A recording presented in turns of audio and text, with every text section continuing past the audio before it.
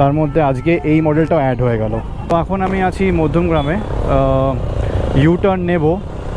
আর U turn নেবার আগে হচ্ছে একটা দোকানে যাব। আমি অ্যাকচুয়ালি খেলনা প্রচুর কিনি, এখনও অবধি খেলনা কিনতে থাকি। আমি অনলাইনে কিনি, কিন্তু অফলাইনে আমি দেখেছি এই দোকানটায় অনেক ভালো ভালো খেলনা পাওয়া যায়। তো ওই দোকানটাতেই যাচ্ছি। বারাসাতে কালী পুজো অনেক বড় করে হয়, তো তার জন্য কি আছে যে এখানে এখন প্রচুর ভিড় হবে। কিছুদিন পর গাড়ি নিয়ে আমি আর ঢুকতে পারি না, কেউ গাড়ি আর ঢুকতে পারবে না, হেঁটে হেঁটে ঠাকুর দেখতে হবে। হায় রে, কি ঘোরাবো বাইক আমি এখানে, সব রানিংয়ে ঢুকছে। তো পেছনে গাড়ি, সামনে গাড়ি, আস্তে আস্তে, কোনো তাড়াহুড়ো নেই।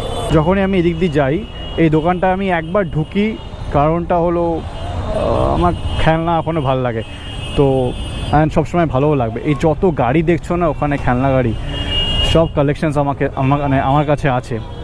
দাদা বলছি ওই এনফিল্ডটা দেখাও তো, রয়্যাল এনফিল্ডটা।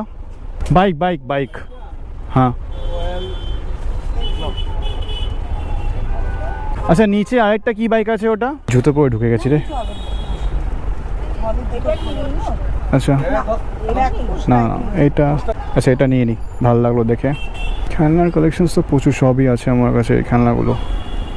তো দেখো আসলাম আর কিনে নিলাম একটা রয়্যাল এনফিল্ড খেলনা। আমার কাছে অনেক ডাইকাস্ট মডেল বাইকস আছে, যত ডাইকাস্ট মডেল আমার কাছে আছে তার মধ্যে আজকে এই মডেলটাও অ্যাড হয়ে গেল রয়্যাল এনফিল্ডের।